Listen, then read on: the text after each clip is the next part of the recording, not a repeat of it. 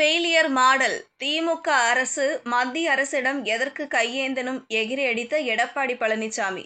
வணக்கம் செய்தி புனல் நேயர்களே.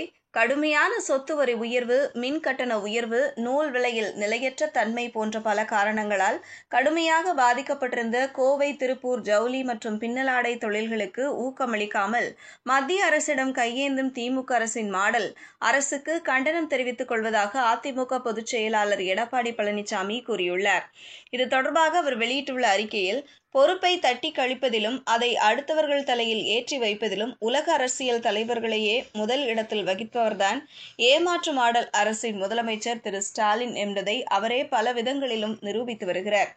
அமெரிக்க அரசு தற்போது உயர்த்தியுள்ள இறக்குமதி வரியால் பாதிப்படைந்துள்ள திருப்பூர் பின்னலாடை தொழிலை பாதுகாக்க நடவடிக்கை எடுங்கள் என்று பிரதமருக்கு மு.க. ஸ்டாலின் அவரது சமூக வலைதள பக்கத்தில் பதிவிட்டுள்ளதாக செய்திகள் வந்துள்ளன.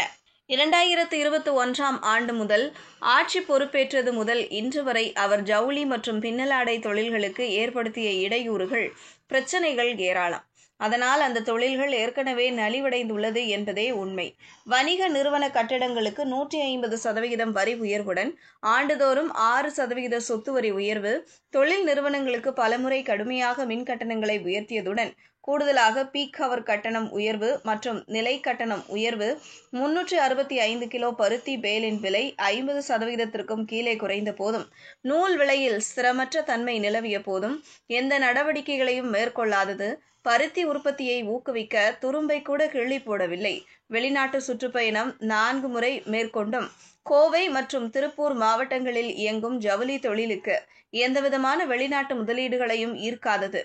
இந்த நிலையில் உள்நாட்டு முதலீடும் பிற மாநிலங்களுக்கு தாரை வார்த்து கொடுக்கும் வகையில் மத்திய பிரதேச முதலமைச்சர் மற்றும் அமைச்சர்கள் கோவை மற்றும் திருப்பூருக்கு நேரடியாக வருகை தந்து திருப்பூர் ஏற்றுமதியாளர்கள் சங்கம், தென்னிந்திய ஆலைகள் சங்கம் மற்றும் இந்திய பருத்தி கூட்டமைப்பு ஆகியவற்றுடன் ஒப்பந்தம் மேற்கொண்டு மத்திய பிரதேசத்தில் பருத்தி வளர்ச்சி வாரியத்தை நிறுவிடவும், எக்ஸ்ட்ரா லாங் ஸ்டேபிள் பருத்தி உற்பத்தி மற்றும் பரப்பளவை அதிகரிக்கவும், மத்திய பிரதேசத்தின் ஆடை தொழிலுக்கான முதலீட்டு வாய்ப்புகளை ஊக்குவிப்பதோடு ஆடை உற்பத்தி நிறுவனங்களின் வளர்ச்சியை எளிதாக்கவும், திறன் மேம்பாட்டு வசதிகளில் ஆலோசனை வழங்குதல் உள்ளிட்ட பல்வேறு அம்சங்களில் சைமா மற்றும் ICF உடன் இணைந்து செயல்படும் வகையில் தமிழகத்தின் முதலீடுகள் வெளிமாநிலங்களுக்கு செல்வதை வேடிக்கை பார்த்த அரசுதான் விடியா திமுக ஸ்டாலின் மாடல் ஃபெயிலியர் அரசு.